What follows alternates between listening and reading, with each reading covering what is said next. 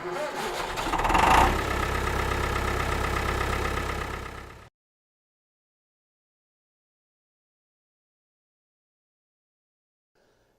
teach a lot of different aspects of farming. One of the things I also do is work part-time at a program through the Cornell University Extension in New York called the Cornell Small Farms Program. Mainly there, I teach farmers about specialty mushroom growing, and I'm actually doing a session here on Saturday if you're interested in that. But what's really nice about teaching people about mushrooms is it's basically a recipe-based practice where I can say, follow these steps, inoculate your logs, inoculate your straw, wait a few weeks, do these things, and you're going to get mushrooms. That is not the case with what we're going to talk about for the rest of this afternoon and tomorrow. So this is entirely context specific, it's variable, it's adaptive, it's going to keep changing. And so that's one of the challenges of it, but it's also one of the opportunities. But we all have to think about our own unique kind of scenario and situation and how these things might apply. Now, saying that, there's of course general principles and there's general pieces that we can all take and gather and apply, but the way it's going to play out is going to be really interesting. And so to me, this is a call for conversation that's ongoing and network building that really looks at what people are learning on the ground. I'll mention a couple things. So I do have some books available, whatever I could basically check on the plane. So I would love to not leave with any books. That'd be great. So come see it during a break if we can arrange that. And if I run out, and there's more interest, I'll mail you more when I get home. We're also doing, through our farm, an online course starting in March. There's a little flyer up here if you're interested, or if you know someone who may have wanted to be here but couldn't be here. The goal is to mimic the chapters in the book, have some of the guest speakers and farmers that we featured, and basically allow that kind of long-term learning over several weeks. The goal being to really do and support people in the class to work on kind of designs and planning for the silvopasture, because it does take a bit of that. So that'll be something coming up. You can find out more about that on the book website. So I want to start us off really big picture, just to think about what we're really talking about with this and what we're really talking about with agriculture and with farming. So I think it's just an interesting sort of factoid, which is that every 2 minutes, the energy that's actually reaching the earth from the sun is equivalent to our whole annual energy use as a human species. Right? So that potential is hitting the earth every 2 minutes. And we used to, and as humanity, we used to capture that, and our whole livelihood and the whole way that we operate on the world was based off that budget. There's plenty of that to go around. It hasn't been that for that long that we've been borrowing, sun energy that's been stored underground for millennia, and that's how we've been running the show. But what we're talking about here with silvopasture, with agroforestry, with the shift in farming is getting away from a fossil fuel agriculture and looking at a solar-based agriculture, which is really how we've been doing it for the most time. It's really just been the past 100 years that we checked out this other option. It turns out to have some pretty scary consequences that are coming with it. So I want to start with this, and certainly there's technology out there. This is like one of our portable chargers on our farm for the sheep fence. We have solar panels also running on the barn, on the house, that sort of thing. Solar panels are great. They've come a long way. They're getting more and more efficient every day, but they're really never going to match this solar panel, the stomata on the leaves of trees and of grasses that have been working on their efficiency for literally millions of years, right? And I think arguably in going down that fossil agriculture route, we've kind of abandoned this basic technology that's really still the most innovative and still at the forefront of this activity. And this is really what we're talking about. If we're really talking about grazing livestock, we're really grass farmers, right? And if we're talking about silvopasture, basically we're grass farmers and tree farmers. And the animals are something that's rotating through that. But fundamentally, we're working with this kind of technology. So what are the pieces to this? What are the main building blocks that we're going to really start and think about? One is trees. And unfortunately, our agricultural policy and kind of the way trees have been perceived in this country and in many industrialized countries is, in terms of agriculture, has been in the way of things. Like they need to get out of the way so we can get on with the business of agriculture, right? And maybe if the NRCS will help us out, we'll plant some trees on the edge or put them over here, but they don't belong in the farm. This is something that really has quite a long history, but But trees have been working on this problem, and they do an incredible job, especially the faster growing trees, of pulling this sunlight and turning it into so many interesting and useful things, of course. So one of my favorite trees is the black locust. I will talk about black locust a lot. I may make some people uncomfortable because black locust is a tree that makes a lot of people feel uncomfortable because of its fierce willingness to grow and spread and do all these things. But in a silvopasture system, I think there's arguably no tree that's more perfect. So anytime there's a tree, what we forget is that, and plants have never just done this all in themselves. They've always relied on some other organism as their partner in this relationship. So anytime there's a tree, there's a fungus or multiple fungus. And that happens, amazingly, it happens. If we take a pasture soil, it's pretty bacterial rich in terms of what's in the soil. But as soon as trees start to show up, that starts to shift to a fungally dominated soil. So this is a white pine seedling.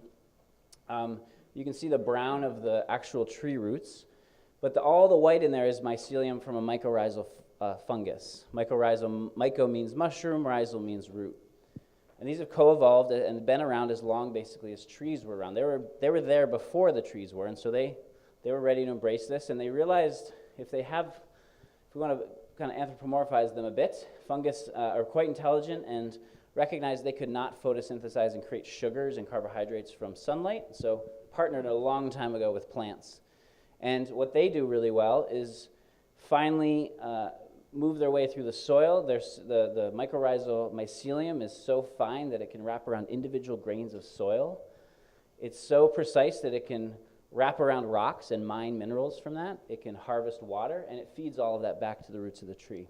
And for most tree species, the mycorrhizal fungal associates expand the root system capacity of the tree 25 to 75%. So this is a part of, if we're talking about trees, we're also talking about fungi. So trees do a really good job of building above ground biomass, but when we really look at the ecosystems historically that have built the most biomass underground, done the most for the soil, and really at the end of the day, the soil is going to be our stability in the long term for our civilization.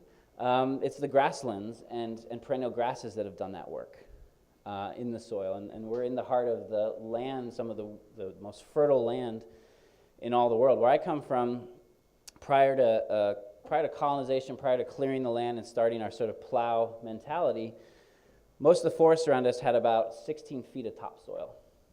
Okay.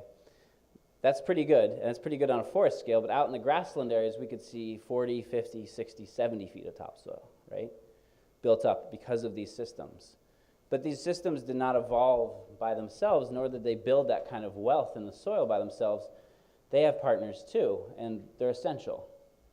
If you don't have the grazing animals, you don't have that effect. You don't have that engine constantly pumping. As the animals are grazing, they're clipping off the tops of these grasses.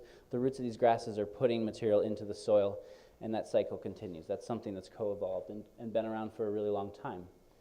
We're probably not going to raise bison, although there's more and more farms in New York State doing it. But we can mimic this with all sorts of different types of animals, and the ruminants are really going to be our biggest friends when we think about silvopasture. So these 4 building blocks are really what we're going to be talking about. And what's the good news about the fungi is we don't tend to do a lot. There are some interesting techniques to cultivate fungi. They tend to show up, though, when the trees show up.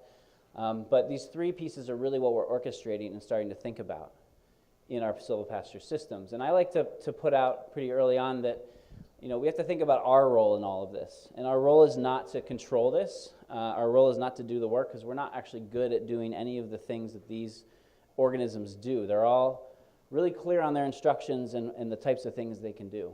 Our role is to be the orchestra conductor, to get all these things in the right place in the right time, and to move them before it's the wrong time, because animals can do a lot of benefit, but they can also do a lot of destruction. And the point of when that tips is quite subtle sometimes. So, silvopasture, not too long ago, used to just be called farming. So it's kind of funny that we've named something that really has a long history. And we have to be careful, too, because there's a lot of traditional and indigenous agricultural practices that have silvopasture really as part of them.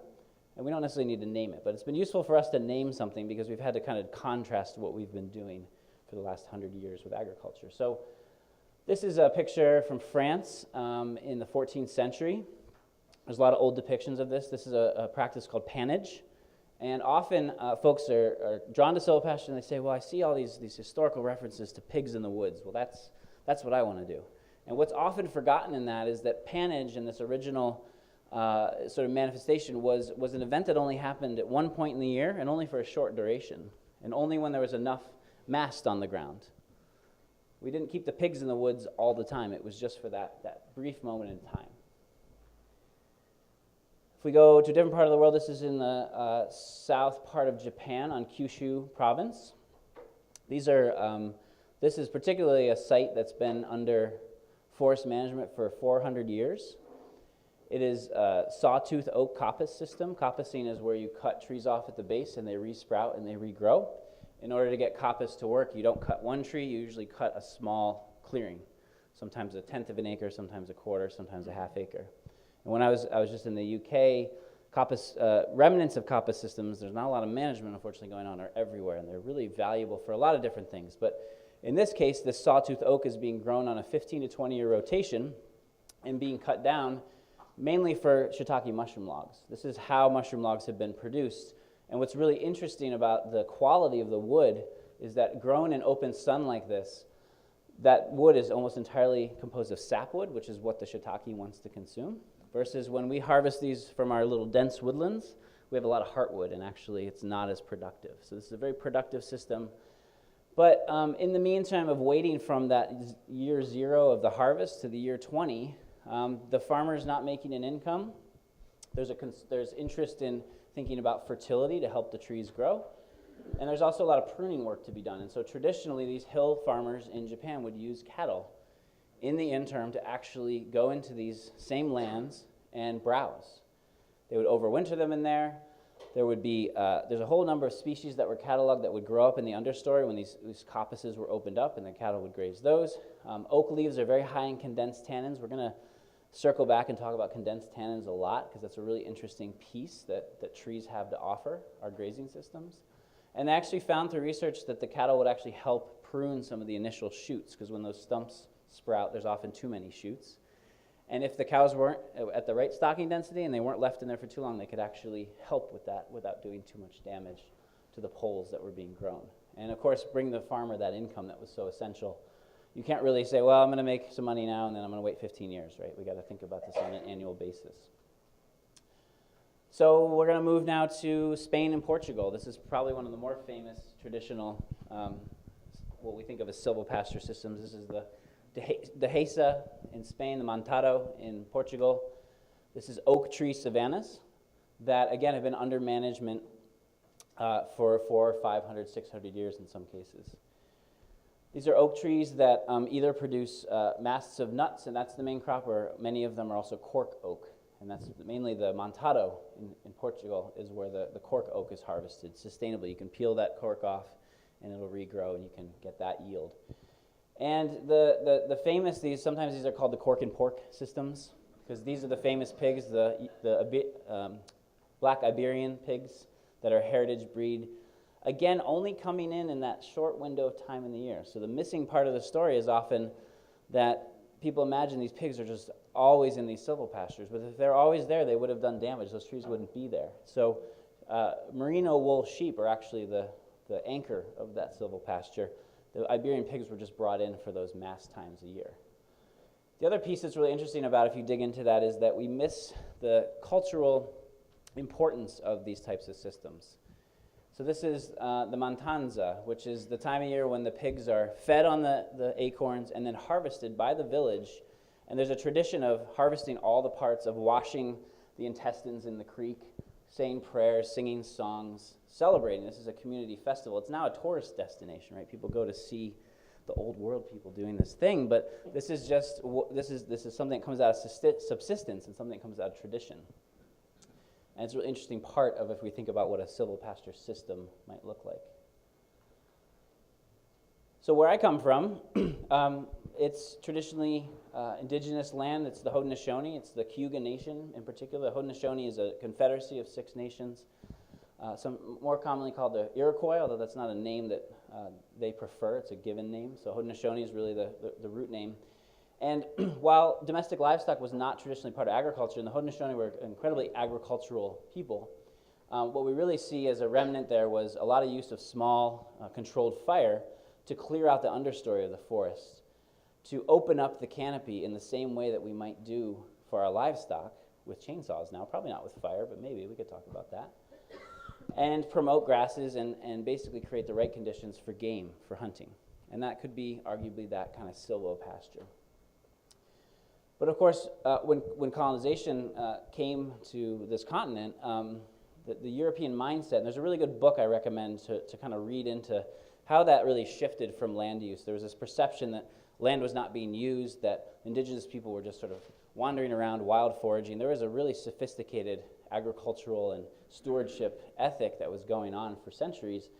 What Europeans brought when colonization came was this idea that only good land was cleared land. Only improved land actually had value. And improved meant cleared of all the trees. This is the start of this kind of mentality that still persists today. So literally, in order to make lane clams after the Revolutionary War, you had to go out and improve it, which meant clear it, make it plowable, and that was valuable land. So we have that legacy that continues, and we see it, and still a lot of the farms around me, some larger farms, they lease new land, and the first thing they do is plow up the hedgerows. They get those out of the way because they're just in the way, right? And then I noticed that when we have a snowstorm, the snow drifts across the road a lot worse, or the winds are whipping through a bit more. So we're losing that. We're losing those pieces. I was just in England, and the hedges, now everybody wants to plant hedges, and 50 years ago they were telling them to rip them all out. And it started this back and forth. Do the trees belong here? Do they not belong here? This sort of thing.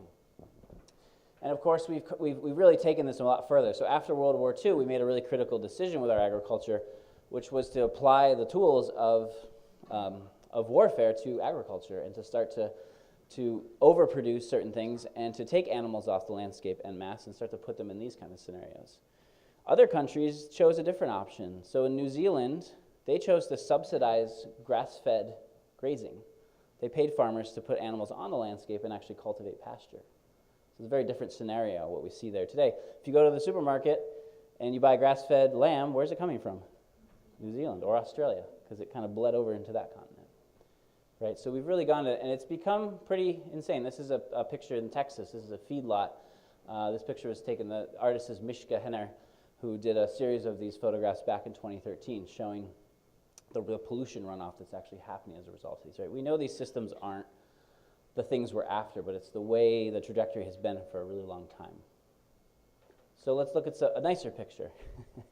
I want to talk a little bit about how we got into silvopasture, what really got us excited, and I mentioned my background was in forestry and forest ecology, so I spent the first part of my career really in the conservation world, planting trees and then trying to keep animals from grazing them, mostly deer. But now I actually am really obsessed with feeding as many trees as possible to animals and figuring out how we can do that without killing the trees, because I see so many benefits, and really at the end of the day the feedback is from our flock. These are Katahdin sheep, really wonderful breed for silvopasture. And this is in a silvopasture site that we planted. It's only 4 years old in this picture, so we have black locust at the top of the screen that's about 30 feet tall, and we have a windrow of hybrid osier willow in the bottom of here. And these animals are not going just for the trees, not going just for this tree, not going just for this, but moving around this site and really exploring. And that's really where we see the benefit is on the ground with the animals. And so what we've been thinking about as we've been designing our grazing land is how do we create a scenario where each paddock that they move into, we move our sheep every day. We have about 50 peak in the season. We have about half acre paddocks is kind of what we're working with right now in terms of a stocking.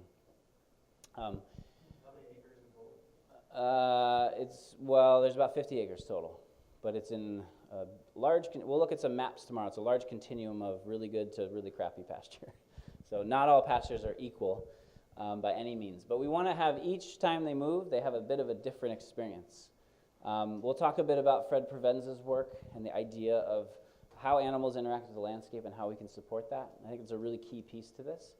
they don't want the same thing every day. I come from Cornell University is partly where I come from, and the folks there, the Animal Science Department, are a big fond of the TMR. What's the TMR? Total mixed ration. All right, it's the same idea that we should all just have carnation instant breakfast or a pill, and we can get all of our dietary needs met. And not only do we know that that's not entirely true, but it's not very enjoyable if that's all you have every single day. And it's the same for the animals, really. So we really think about not providing the exact same amount of forage, but actually a very different experience for them as they move through our systems. And anyone that's worked with livestock, anytime there are trees and shade, you know that the animals value them and maybe overvalue them. So if you drive by a field and there's one tree in the lone field and it's a hot summer day, the animals are fighting for that space. And usually that tree is just entirely trampled to death, right? And here's a hedgerow that we opened up and are continuing to open up. Our goal is not to have bare ground. That's a sign of a bit of over-impact. But this is where the animals are going to loaf and spend their time between grazing events so they can ruminate and do their digestion thing. As I mentioned, feeding animals fodder is one of the most enjoyable parts of this practice, and we'll talk more in depth about that in our session tomorrow. But really when this hit home was not, oh, this is really fun and cool, but this is actually a need we have. This is a potential solution to a really dire situation. Yeah, go ahead. This is a little bit off, but so you're using sheep. Are goats a lot harder on trees, meaning that they tend to climb and... Yes. Depends on the goat. And my friend Brett Chedzoy, who has a Silvopasture farm, spends a lot of time in Argentina. He always brings back photos of goats in the trees, like climbed up in the trees. So it kind of depends on the goat, but certainly to some degree, yes. We'll talk about that a bit tomorrow as well. Certainly there's differences with the different types of animals we use, yeah. So this was 2016. This was the driest year we've had on record. Our farm is basically right about here, right on the edge of those two counties. So this was D4 drought, and we never seen anything like it. We kind of took for granted that we get this nice even rainfall throughout the year. By the way, this year was the wettest year on record, 2 years later, right? So that's what we're seeing. I'm sure that's the experience here in some different way. These are the types of things we're going to be working with. But in this year in particular, we weren't ready for it. We were really just getting our feet wet, so to speak, with grazing. And we did our nice rotation. We did our nice pasture paddock map. We were really ready to go. We did one rotation around all of our paddocks, got back to the first one, and nothing had regrown. Nothing at all. And we sort of said, well, this wasn't in the plan. We thought it was supposed to be 45 days and we'd be ready to go again. And it was kind of a panicking time for all the farms around. We had irrigation ponds being drained. We had folks driving outside of this zone down closer to New York City and Long Island to buy hay, and truck it back. And people didn't know what to do. It was something we weren't prepared for. So in our case, what we really looked at is knowing that we had this sheep breed that really Katahdins are kind of like a goat sheep. They really, I would argue they're 50-50. They like brush and browse as much as they like grass. We started to just kind of look at our farm and realize that all the neglected edges and overgrown, shrubby, kind of invasive areas, we just ignored. We were focused on the grass as our grazing. And when we added it up, it was essentially about a third of our land that we were just ignoring in this. And it was full of leafy green stuff that actually looked just as it would in any other year. Yeah. Could you spell name that breed of sheep on the Yes. So, Katahdin, like Mount Katahdin in Maine. K-A-T-A-D-I-H-N.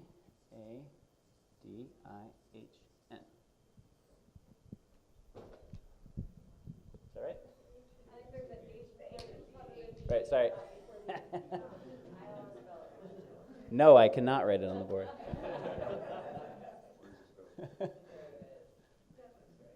There we go. Yeah, I didn't look right when I put it up there. There we go. Cool. Yeah. So this is Mount Katahdin in Maine. This is a breed that's really pretty new. It started in the 50s. The goal of the breeder was to cross traditional wool breeds with hair sheep breeds from the Caribbean to basically develop a cold hardy variety that didn't produce wool, because he assessed the market and was like, there's no wool market, and that's a stressful endeavor for both the farmer and the sheep, so why have that as part of it? It's incredible how hardy they are. They make this incredibly thick, like almost 2-inch coat in the winter, and then they shed it in the spring. It's brilliant. It's really nice. So anyway, we just kind of started looking at these spaces that they were on the bottom of our list of like, yeah, someday we'll get in there, we'll open them up, we might use them for things, we don't really know. And a lot of farms have this kind of marginal, edgy space. But it's significant when we really added it up and really looked at it. And so we decided to have a go with just seeing how we could get away with just feeding them whatever was out there. And so we literally just fenced these areas in and put them in there. And it was a very sort of biblical experience, if you're into that sort of thing. It was 40 days where they just lived off this brush. And we moved them every week to 2 weeks. We got them to a new area. We took it upon ourselves to get in here and prune and clip and give access to these things. But at the end of the season, the hanging weights of our lambs were no different than any other year. Right? They were able to completely utilize their diet off this. And luckily, after that 40-day period, we were able to pick up with grazing again because the rain decided to start showing up for the fall. Coincidentally, that year, this was entirely unplanned. This was the willow windbreak that we had planted because we have a very windy site. So this is just the purple osier willow, the basket willow, common willow. And we were just looking at that point for anything that was green. And so we said, why not? Let's see if they'll eat that. And they took to it and they loved it, but they didn't quite, they would eat it for a bit and then kind of back off. And what was really interesting is this was before I knew that feeding ruminants willow had basically a medicinal benefit. So the condensed tannins in willow will slow down the rumen and essentially reduce the amount of belching and methane that they're releasing into the air, which is really interesting. They'll also create a less hospitable environment for parasites. So we're actually reducing our parasite impact by feeding this. And what's interesting is to note that some of these sheep go and eat at this for a long time, and some just nibble and then they move on to something else. They're self-medicating. They're actually able to self-regulate what they need in their body. And what I've learned since is that willow, and we'll talk about it a bit more tomorrow, there's 400 species of willow. There's a lot to play with. The amounts of condensed tannins in there, the amount of biomass is tremendous. There's a lot of variation, and so we could potentially be mixing and matching these. And now we have about half a dozen species planted, and we're kind of constantly adding to the library, thinking about this as we go. So that was 2016. Of course, I mentioned 2018 was the wettest year on record, and this is one of the most recent maps from the National Climate Assessment showing the increase in the top 1% of heavy rain events. So we're all going to see more rain. It's generally projected that we're going to see 15 to 20% more precipitation overall, and when it comes, it's going to be in heavier rain events, right? These are factors, and what we noticed this year was our pasture quality was really impeded by too much rain. And yet again, the trees and the vegetation looked pretty much the same. They're ready to go in any of these conditions. So to me, this really feels like a big piece of what we're going to be faced with more and more as we go through this. So that's on the farm level. I think the kind of flood and drought resilience of silvopasture, of incorporating trees, is really an important thing. We haven't even talked about the benefits of trees to the quality of forage in hot summer months. So when you get good, even shade on the ground, actually cool season grasses will continue to grow in the summer, which usually when they're out in the hot sun, they won't actually put on that much biomass. So there's so many ways that we can incorporate these things. But on a bigger picture, silvopasture is really getting a lot of attention now because of its value for carbon sequestration. So if you're not familiar with Drought, it's a really wonderful book. It's an international network of scientists who basically got together and said, we're going to crunch the numbers, we're going to rank all the different possible things we could do to mitigate the effects of climate change, basically to pull carbon out of the air and put it into other things, or reduce our carbon footprint, all right? And it's not just agricultural things. I think number 2 is reducing our food waste. That's probably one of the most important things we can do, because we throw away so much food in the landfill, and that puts a lot of methane and other things in the atmosphere. But out of farming, out of all the farming practices, silvopasture is by far the most effective, and it was number 9 out of all the top 100 solutions across all sectors. So it really has a big role to play, and there's ways that we could potentially leverage this and conversations I'm having to help us get some funding to help plant trees, because that's one of the big barriers is how do we get that kind of support as we get silvopasture going. And it's really back to those fundamentals. We have the trees themselves, we have the grasses, so we're getting the below ground carbon sequestration, and we're getting the above ground sequestration in the wood. So most of these models, most of this thinking is around planting trees in pasture, not thinning the woods in terms of carbon, although both of those systems are important. And it's mostly with really fast-growing species like poplar, willow, locust, which also happen to be good from a food standpoint for our animals. Yeah. Is anybody doing anything with carbon credits and getting paid for the carbon sequestration aspect? Specifically for silvopasture? No. There's a lot of conversation, there's a lot of interest, there's seeds being planted, but you can't right now say I'm going to join the fund and get that sort of thing going, yeah. At least as far as I'm aware. Maybe there's other folks that are aware of something in the room. So, at this point, we're going to have a little discussion in smaller groups. We want to break out these two things. I mentioned that one thing is that when we look at the carbon sequestration value of silvopasture, we're pretty much talking about trees and pasture. We're talking about adding trees. When we thin woodlands, we're going to have some kind of net carbon loss. It doesn't mean it's overwhelming. It doesn't mean over the long term it's not better to have the grasses, but when they're doing the math about carbon sequestration, it's always focused on putting trees in pasture. And isn't that such a nice picture of trees in pasture, right? That's the idyllic, we have the really nice idyllic pictures of silvopasture, which are always 10 years after the thing or 30 years after the initial, because this is a really nice time to graze sheep when you have this is an 80-year-old cherry orchard in England, right? That's a great time to put sheep in, but I don't have that. I have little stunty trees that the sheep want to plow over and destroy, right? And same with the woodland conversion. This is actually just 1 year after, again, my neighbor Brett's farm where they did the woodland conversion. Often you see the grasses being full and lush. Well, it takes about 4 or 5 years to really get those forages established, so we should be honest about that.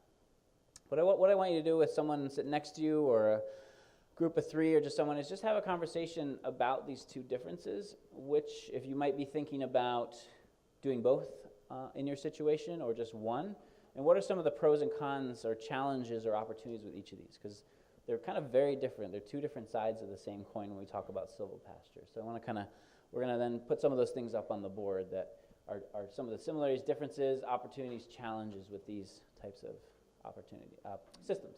Sorry. Sound good? So I'll give you a little time to have a good discussion, then we'll pull you back together. You all had some good conversation, it sounds like. So just love to hear back from what folks talked about these pros, cons, opportunities, challenges. What'd you talk about? Yeah, go ahead. Woodland's faster than trees and pasture. Woodland, this is faster than trees and pasture. Okay. Thoughts about that? Any responses to that? Or anything to add to that? Okay. And you're saying because we can go in and we can thin and we can get our pasture going. Faster turnaround. So with the woodland conversion, you're looking at 3 years and you've got grass to graze. Mm-hmm. And you've already got established trees. Whereas if you're planting trees, you have many years before those trees are canopying. Sure, great. Even the fast ones. Yeah, okay. So if your goal is canopy, then that's a big piece. So there's a sorting of goals and some inherent things you're thinking about in there, which is great. But absolutely, yeah, you can have a quicker sort of turnaround. Of course, from a grazing standpoint, if my interest is in grazing quality, I already start with the pasture, and I'm just removing a little bit of it from productive use when I'm establishing trees, but I still have a lot of potentially productive pasture quicker than this. So but I totally get what you're saying, and the biggest thing I want to emphasize, and I'm sure this will be talked about in Keith's presentation, when we're doing typical forestry, we look at the canopy of a forest, and we're looking to decide and make some decisions about who's going to be in that canopy in the long term, and we're going to thin out that canopy, support the trees that are doing the best, right? We're worried with just that really upper part. The trees that are in the understory, that are the suppressed trees, we don't really focus on a lot in traditional forestry because they're not really competing for the sunlight that's in the top. It's not a big impact in the long term. With silvopasture, we start to care about getting light to the forest floor, which means we're going to both open up the canopy, and we're actually going to open it up a lot more than you would think. Maybe 50%, 60% canopy cover. So we're removing, sometimes I walk onto landscapes with folks, I'm like, do you realize if you want to do this, you're going to remove half the trees in your canopy. It's going to be a big shift.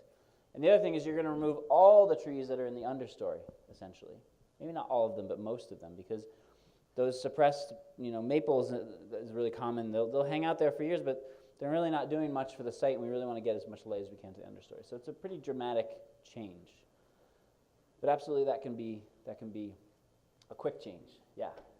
I think with the woodland conversion, there are a couple of aspects to it.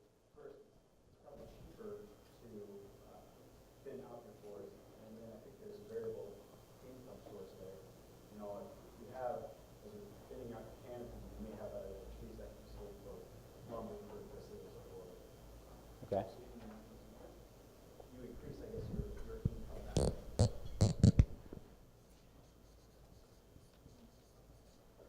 So, yeah, so on that point,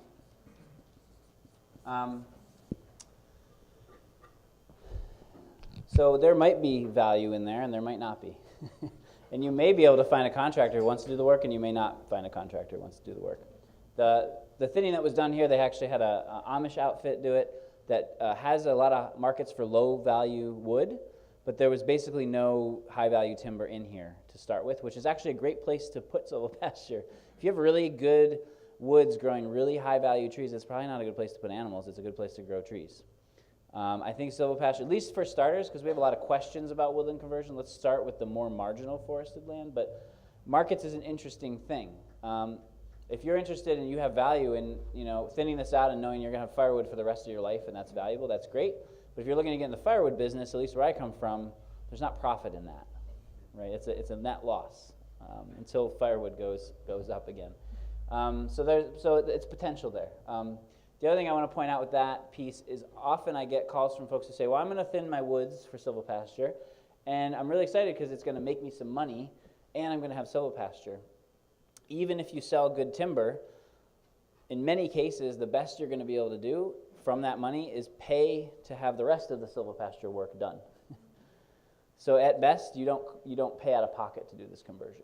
And that's not true in all cases, but again, we have really overlogged our woods so extensively that there's not a lot of value in it. And so that becomes a really specific, really market-driven type thing.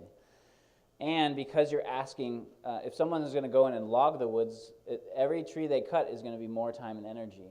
And so asking them to, oh, do you mind cutting all those other small diameter trees you have no value for, it's a big proposition. So just keep those things in mind. It's absolutely possible, but probably the most valuable woods from a timber standpoint would be the least likely that we'd want to put into silvopasture. I have two questions then. Great. Oh, I was just going to say, from a young farmer's perspective of acquiring land, woodland is often cheaper than land that's pasture. Sure. It's cropland that you put into pasture, so we buy mostly wood. Great. Figure you do silvopasture by Awesome. So I want to definitely underline that one. The way our taxes work in New York State, I'm not sure how they work here. Land that is woodland is taxed at 1/3 of the cost of the highest valued soils for tillage. So woodland basically in our state is seen as trash. And so yes, absolutely, there's a really interesting consideration for sort of, especially the more overgrown, like we've bought a bunch of land, everyone's like, why would you ever want to farm on this land? It's perfect for silvopasture, it's terrible for lots of things. So that's a great point, yeah. There was another, yeah. In woodland conversion, I have this recollection that there's some species that are valuable, like black walnuts, Uh-huh. but then also black walnut is toxic to livestock, the pollen nuts. Is there like are there other species around that are like that you want to watch out for during woodland conversion? So we'll talk tomorrow on tree fodders about toxicity because it's kind of a longer conversation. Suffice to say, the animal's familiarity with what they're encountering is the most important thing, not if something's toxic or not. Yeah, so, but something to keep in mind, for sure. In the woodland conversion, you might have to be much more conscious of soil erosion, within trees and pasture, depending on the landscape. Okay, yeah, so in woodland conversion, we want to be aware of those potential pitfalls of, and also the potential pitfalls of opening up a canopy that quickly.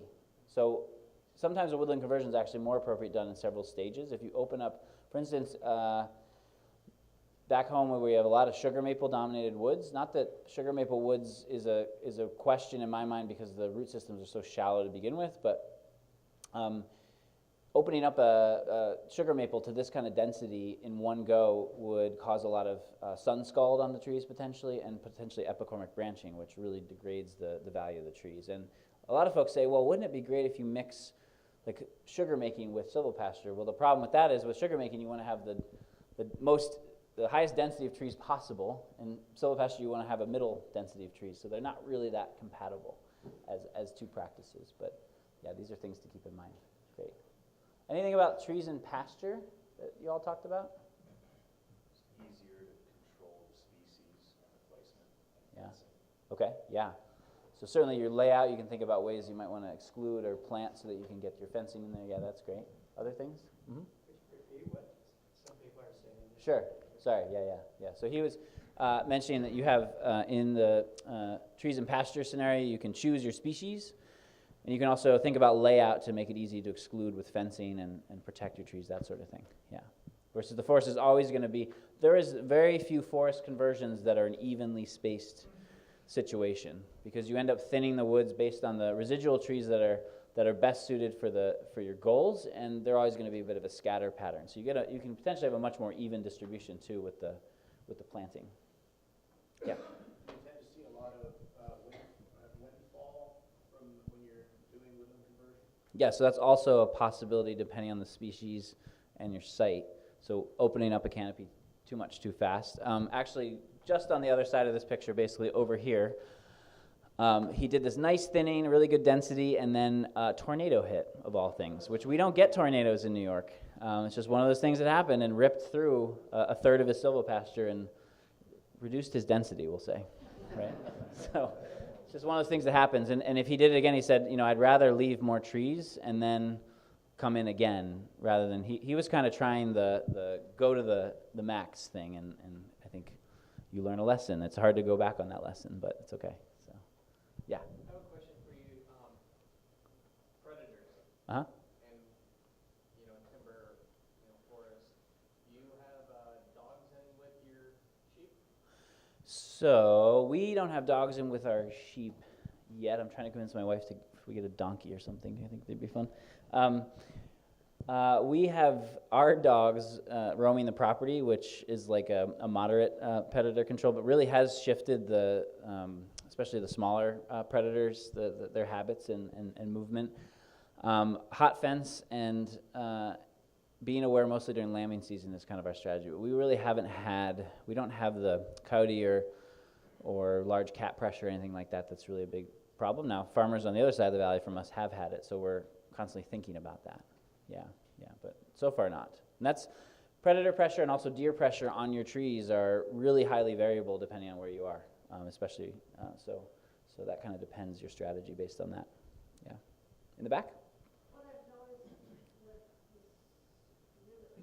that trees just die, you might say, or come out. Yeah. So we're got to replace. Right. And some of that wood gets harvested and burned in the house, and some of the others that do wood burning. So, and it's always a challenge to say, okay, what are we going to put in to replace that tree? Mm. And that's I'm interested in tomorrow's topics. Cool. Are you talking about in both scenarios or in either one of these? Well, there's two farms, and Okay. one's more woodland than the other. Okay. Yeah. And so it's going to be kind of interesting, Yeah. Yeah, so in this scenario, there's always a question about when do we regenerate this forest, which is a piece, right? Because if we're constantly grazing it, there's not going to be young seedlings coming up in the understory to be the next forest eventually, which is important. That's going to really depend on what age the actual forest is at, what part in its life cycle. So this is a forest that is about 75 years into a 250-year life cycle. So the plan here is you can graze it for probably the rest of Brett's lifetime. And he's like, the regeneration is an event in the life of a forest. It happens in a certain frame, in the latter third, essentially, of a forest's life. So, but if you have a much older forest, that's going to be a bigger factor to consider. It depends on kind of how old the trees are getting. But it's also in trees and pasture, it's a good point. We'll talk a bit about trees dying, because that's an important part of planting trees, is accepting tree death. Okay, one more, and then we're going to move on. So I'm doing both of these things Yeah. on my place, and as I'm watching the tree establishment, I'm interested to see how they're responding. So the trees in the pasture, they seem to, they're more exposed to the elements of the winters and stuff with like young apple trees. Yeah. And also my pasture has a corn bean, and I'm farming in Ontario now. It has a corn bean tobacco legacy, and so the soils are really Yeah. bad. In my woodland, I'm actually the place that I'm planting new trees. I'm thinning white pine, and so I find like probably the soil communities are more conducive to those young trees in the woodland area versus the pasture. And then also they tend to be, especially where I'm choosing now, they're protected from the prevailing winter winds. Sure. And so I find that so far the new fruit trees and such that I'm planting are doing better in the woodland conversion area than in the pasture. Especially because my woodland tends to be a little lower ground or a hill that's blocked from the north versus some of my lines in the pasture, it's like the highest knob around, so they're just getting beaten all winter. Yeah, sure. Yeah, so trees, when we talk about trees and why, if we walk into a forest, those trees are there, or if we're talking about trees and pasture, we really have to think about those two things. Soil and microclimate are critical. And if we don't match the right species to those conditions, we end up with those challenges. We have a very windy site as well, and it's amazing, even a slight veer off of the main prevailing wind and the trees are growing double as fast as the ones that are getting slammed all the time. That's been my most stark thing watching. Yeah. I've only been there 3 years, so watching it happen. Yeah, definitely. Cool. I'm going to move on for now, if that's good, and we'll keep this conversation rolling. Thank you. Okay, so we're going to just briefly skim through these things. I know our other presenters and myself tomorrow, we're going to keep touching on these, but I want to emphasize at this point that I kind of realized in trying to put together sort of a summary of Silvopasture that really we're just talking about a lot of existing knowledge that we're just trying to look at the relationship between. So we're really just talking about like good animal care, good forestry techniques, good grazing techniques, good tree care techniques, and just trying to put these things together and see how they interact. So we have a lot of good information about those pieces. And for instance, this is not the best book to learn all about grazing, because there's another book around that. One of my favorites is The Art and Science of Grazing. Sarah Flack wrote that. She's up in Vermont. So that really gets into all the depth. But we're looking at, well, what's the relationship of grazing then to trees? Because that's really the unique piece in all of this. So let me ask you this question. So when we talk about grazing, what we're talking about is putting animals into a dedicated space and then moving them and restricting access to the space they just grazed so that it can rest and recover, right? That's rotational grazing. We're thinking about, we're giving deliberate access to certain parts, we're leaving them out of other parts. So when does something count as rotational? Like if I move my animals once a month, is that rotational? Or once every week? How do you know? How do we know? Sorry, say again?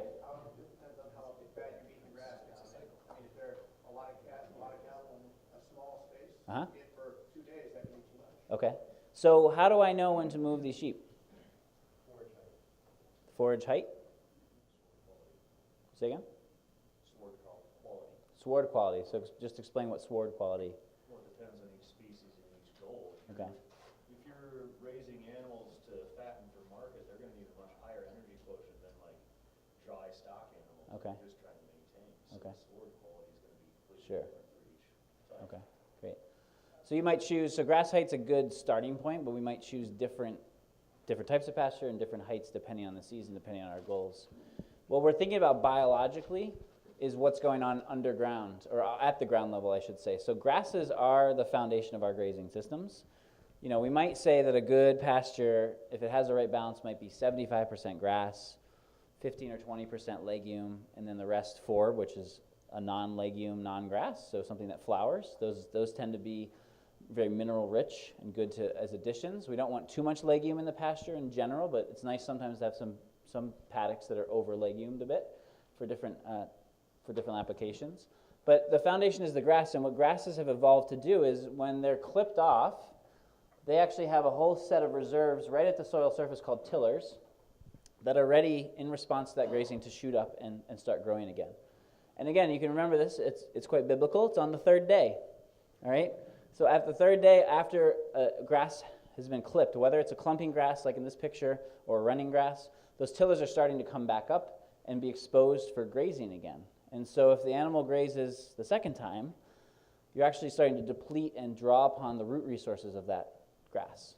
And if you leave the animal in the space for a second clipping, so we have 3 days, then 6 days, then 9 days, they're going to hit it again. And if you let them do it again, they're going to hit it again. And that starts to draw down the energy and can actually kill these grasses off and don't allow them to develop the type of root systems we want to have the type of recovery we want. So we have to match biology with reality because we may not be able to move. Like there's a farmer near me that moves his animals 8 times a day. That's awesome, but I don't have time for that.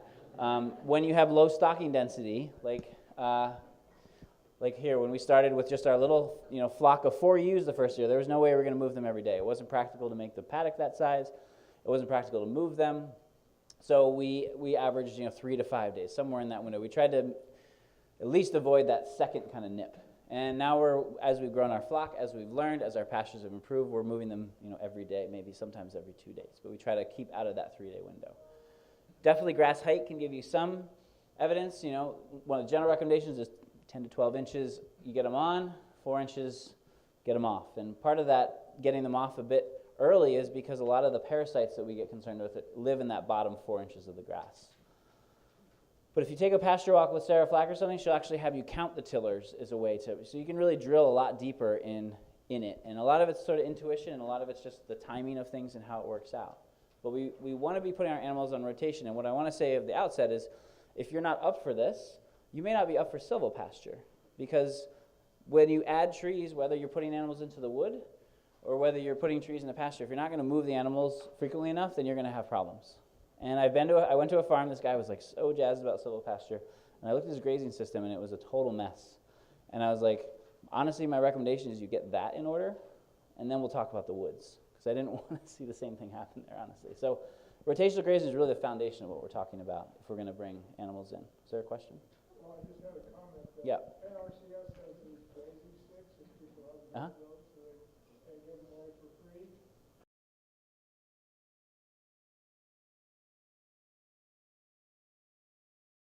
There are grazing sticks. Some people like them, some people don't. Some people go off their intuition, their experience. Over time, it's really about learning your pasture. And what I find is always interesting is what I think is the rotation, like the order, is never the order. Like, I'm over here with the animals, and actually the best paddock for them to go to is like over there. It's not next to it. And so you're constantly making these decisions, like should I skip and come back, or should I just graze it quickly? So it's all a variable plot, inevitably, as you go through. But we need to be up for this, and we need to learn the basics of grazing fundamentals if we're going to work with this. Because this is not silvopasture, all right? This is, some of my silvopasture colleagues call it the woodlot feedlot, where we basically are fencing animals in. There's no food for them, right? It's far past the food, and once the main source of food has run out, they will start to do damage, inevitably. And I just went to one of these farms in the UK. Pigs have been in there forever. You can see the entire root flare of all the trees in the paddock.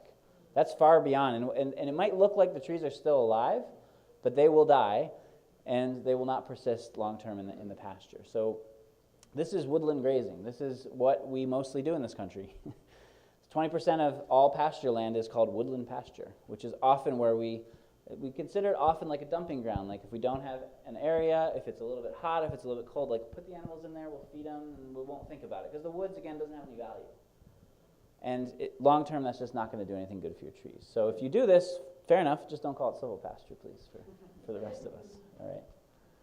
So that's a little bit on grazing. On the tree end of things, we can learn and learn some of the basic tools. When we look at a existing forest, these folks are learning a couple different tools. Site index is something we think about, which is to judge the site and think about, is this a really good site, in this case, for growing sugar maple? Like, are the sugar maples on this site ever going to reach their full potential compared to other soils in the area? That's something we think about a lot, because if they're not, they might be a good site to integrate into silvopasture. So we can integrate those kind of tools and learn those things. They're pretty easy, but as I mentioned before, what I really recommend is there's probably access to kind of the beat up, degraded, overgrown, invasive landscapes on our farms, and these are the places to start, because they're not doing much for us productively, and they're not doing much for the ecology either.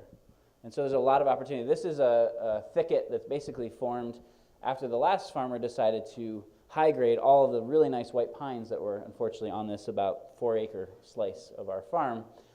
he turned them into these really depressing sheds, which is even more depressing because it was such nice white pine. You don't need nice white pine for a shed, but that's what he chose to do. But he left full open canopy, left a bunch of white pines that were the second and third tier pines, and then everything else, kind of all your classic characters showed up and went in here. And when we bought the farm, we couldn't even walk through this. We didn't even know what the middle of it looked like.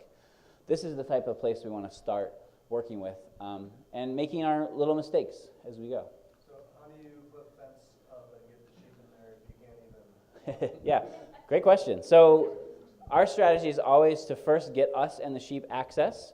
What we thought initially was that meant enough for us to squeeze through with our little net fence and just kind of like get it through the trees. And now we're like, nope, it's got to be brush hogs width. I want to be able to drive the tractor and the brush hog through. And then I can run the fence through. We're actually, in many parts of our farm, setting up also kind of semi-permanent fencing so that we don't have to bring the net fencing through. We can just clip into something that's already there. But we do have to gain some access to it. That's certainly, and we kind of went at it piecemeal. This is the quick and dirty way to do it, basically, is use the machinery to essentially clear out the understory.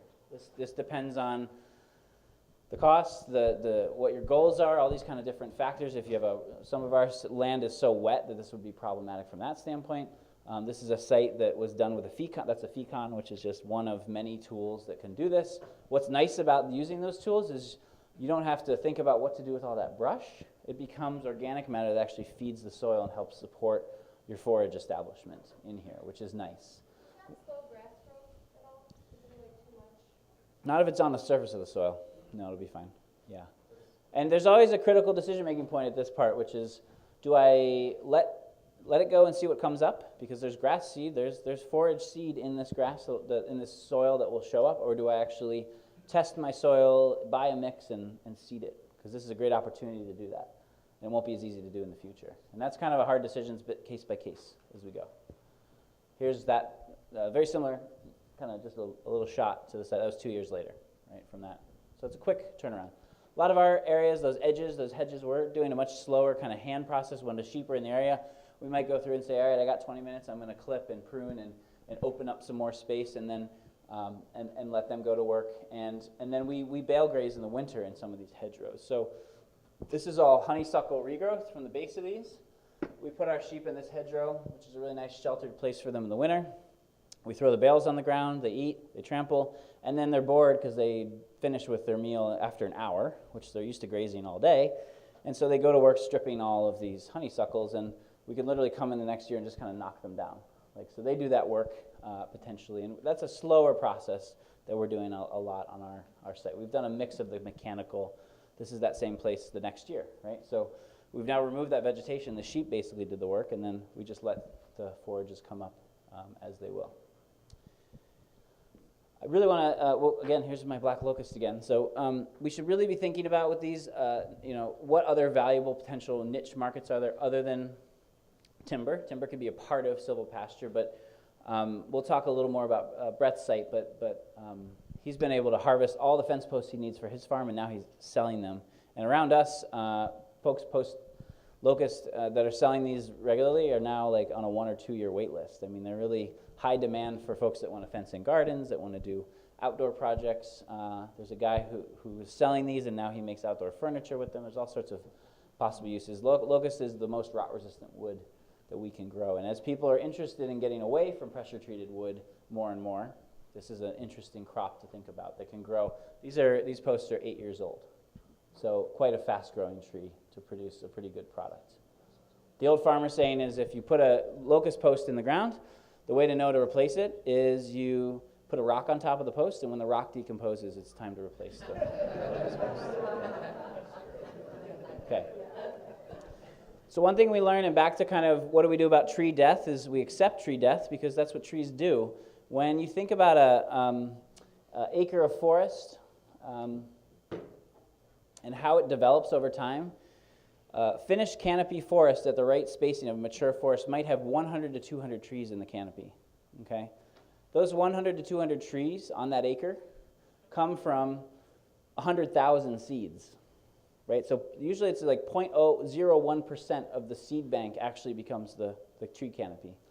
And so there's 100,000 seeds that are in the soil, that are brought in by birds, that fly in, that are blown in by the wind, all those kind of different things. Only a portion of those, maybe 10,000 of those actually sprout and turn into seedlings, maybe 1,000 turn into saplings, and then again 100 or 200 actually turn into mature trees. So the forest, as it naturally develops, is constantly thinning itself pretty aggressively. And yet here we order trees out of a catalog, and then we look up in a book and say, well, their finished spacing is 50 feet apart, so I better plant these trees 50 feet apart. And then every other tree dies, and then you have this weird spacing, right? Anyone ever done that? I've done that, okay? So what we want to do with our trees is actually plant really densely and assume that we're going to need to thin them. This is how they grow, and the advantage of planting closely is the same when you plant carrots closely in the garden. You're creating a dense, competitive environment, and then you're thinning them out, and it encourages straight, tall growth. So we like to plant 3-4 feet apart between our seedling trees to really get them established. So that's in 2013 with black locust. There's 2017. So now we're at a point where this is a great opportunity because we have a lot of material to potentially harvest, to potentially feed to the sheep, to coppice, to pollard, to leave as standards. We can do the selection process that the forest would normally do. All right.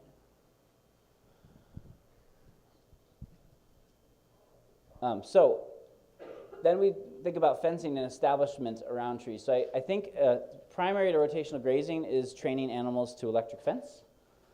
It's going to be good for your rotational grazing. It's also going to be really good for your trees. So this is our sheep grazing with some of our elderberry plantings, which we will never let them into because they will completely devour them. They love the bark, which is problematic from the elderberry. But we can just put up some of this netting around our elderberry when they're in the paddock, and it's not even electrified, and they don't go for it. They don't even go for anything that's sticking out of the netting because they're just not interested because they're well trained to that type of system.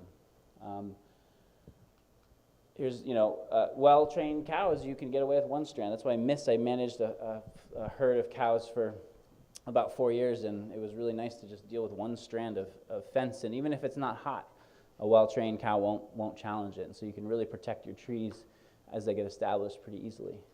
This is at Virginia Tech. I think this is something we're thinking about more and more with some of our tree plantings on the farm. These are 3D fences, which are both for potentially grazing animals as well as for deer pressure, if your deer pressure is really high. So we have a couple different layers here, and then we have a fence that's stepped out, so there's 3 dimensions. So when an animal comes up to this, they don't know if they can make it over. So you can get away with a lot lower infrastructure, and this was both electrified and sometimes not electrified. Most folks that have good luck with these types of fences, they usually bait them and actually train the deer to the fences just like they would train their livestock. So peanut butter on the fence, something like that. Your local deer herd is actually a specific set of individuals.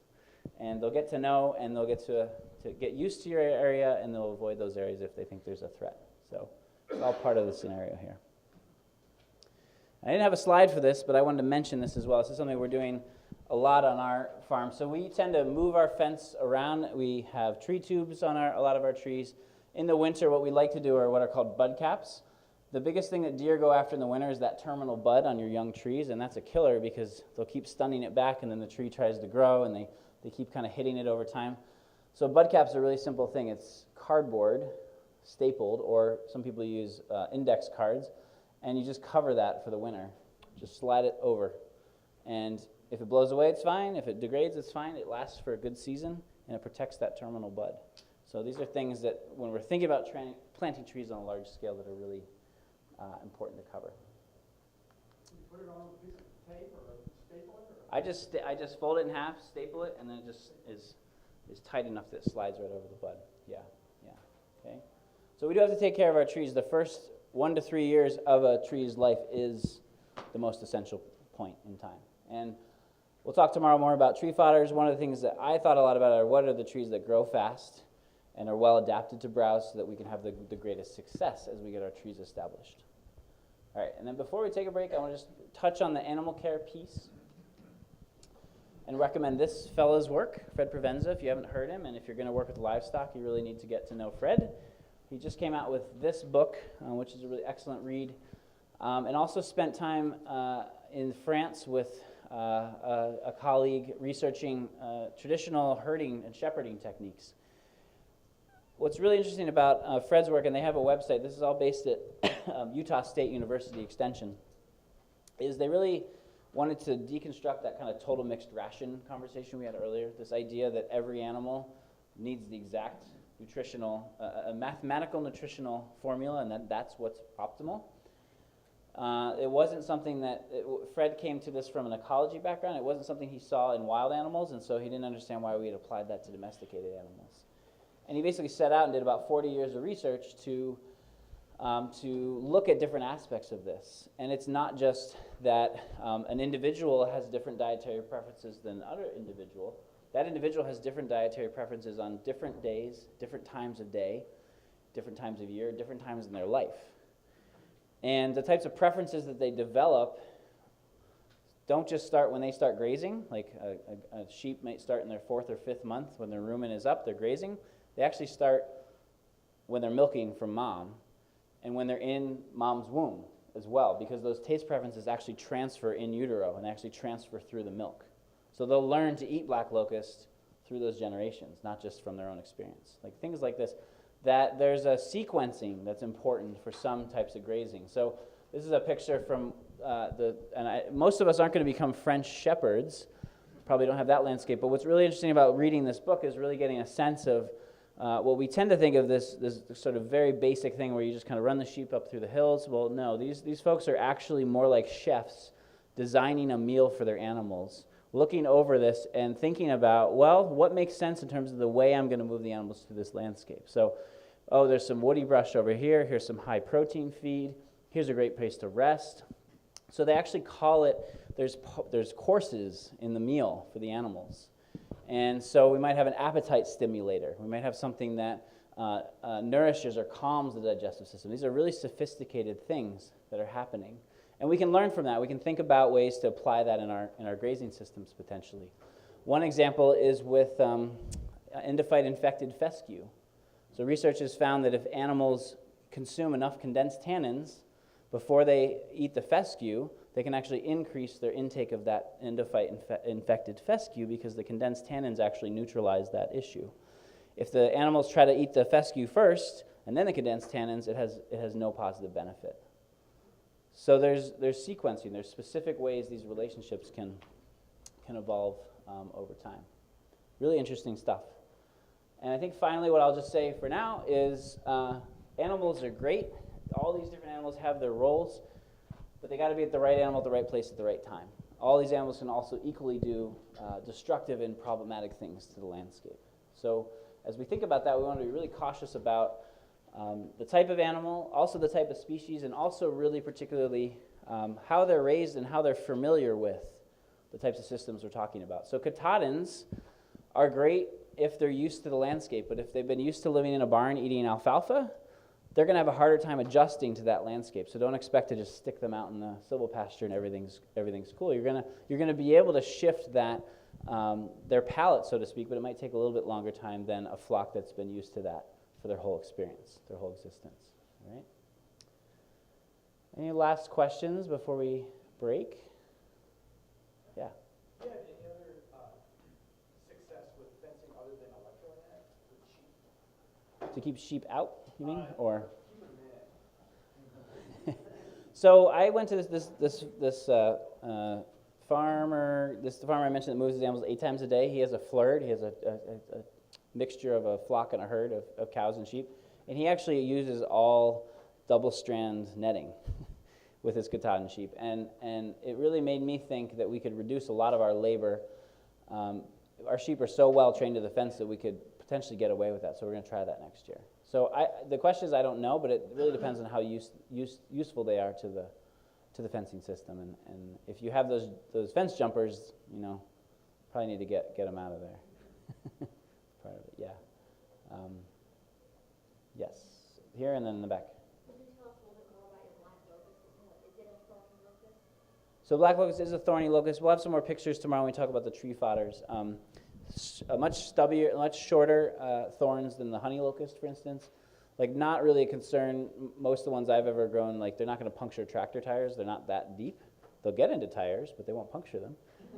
Versus like the honey locust, which could be a problem. The The thorns shed very quickly from the bark as the tree matures, and they'll maintain themselves in the branches. But unlike honey locusts, for instance, they don't persist on the trunk, which is nice. Yeah, yeah. Okay. Just a few questions about using black locust as fence posts.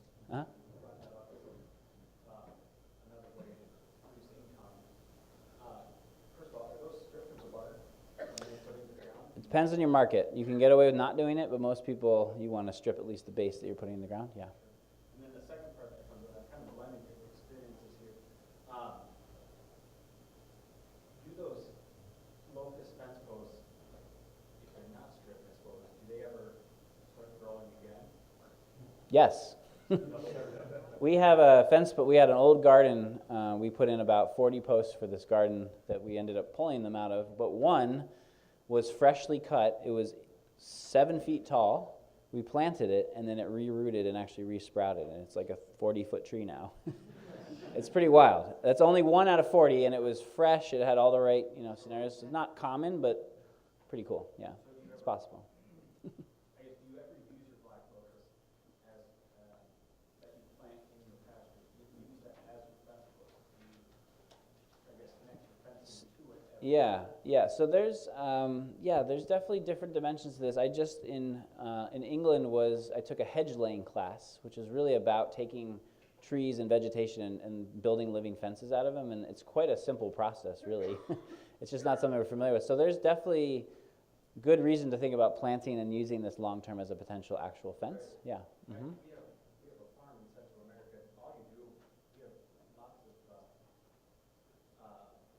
nitrogen fixing. Sure. Yeah. Vivaciating Mhm. trees, right? Yep. You just cut them into a stake, Yeah. fresh and in the ground. Yep. Use those as fence posts. Yeah. You have experience doing that. Yeah.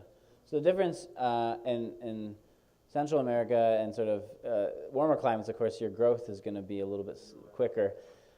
The difference in the colder climates is we're going to cut during the dormant season and set it up for growth, and then get that growth during the growing season, and then we can cut again in the dormant season. That's kind of the cycle, but certainly there's a lot of possibility. And again, it's something that we kind of, as agricultural practices came over from Europe, that was left behind, but that's a really common practice in cold climates that we're kind of missing on, and I think there's great potential for that type of stuff. Yeah, it's something we're thinking about. How do I eliminate moving fence?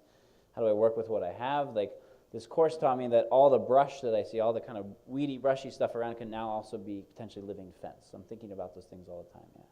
Good question, Eric. Awesome. I was just gonna ask, are you gonna go more into animal selection or just resources, like how do you figure out which animals are best? We will. Well, I'm not sure with the other presentations, but we can certainly keep having conversation about that or have a side conversation. There's definitely way more to talk about than we have time even in this 2 days. So I'm happy to have more of a conversation about it. I've worked with all of these critters in different capacities, so I can. Yes. This kind of goes with that, maybe. Do you do, how much of this is like niche marketing, or are the lambs just lambs, or do you get like Silvopasture? There's not a Silvopasture brand yet. We kind of ran out of time to get more into the marketing, but really what we're talking about with this as a market or as an enterprise is we're talking about a grass-fed product enterprise, which would be no different if we were just talking about pasture. But what's interesting right now, there's an interesting report that was put out a couple years ago. There's a very small percentage of grass-fed meat actually being produced in the U.S., and most of it just gets pushed right in with all the conventional meat. And yet, when you market something as grass-fed, you get 70% of a premium price over conventional meat. This was for beef in that case, but you get a serious premium on that. And we have 2% of all the grass-fed meat consumed in the U.S. is coming from the U.S. right now, and demand is growing 20% every year. So people want grass-fed meat, and they don't know where to find it. And again, if you go to the stores and it happens to be there, it's from New Zealand or Australia usually. So that's the way we're going to kind of build the enterprise, and then the trees come in as a supportive part of that enterprise. Whether that's something you can find funding support for, we'll talk about that a little bit later in the class, or something that you're building into your budget. We build the tree planting into our budget because we know it provides the benefits to the animals, but ultimately how we crunch the numbers is selling the meat that we sell as a grass-fed product.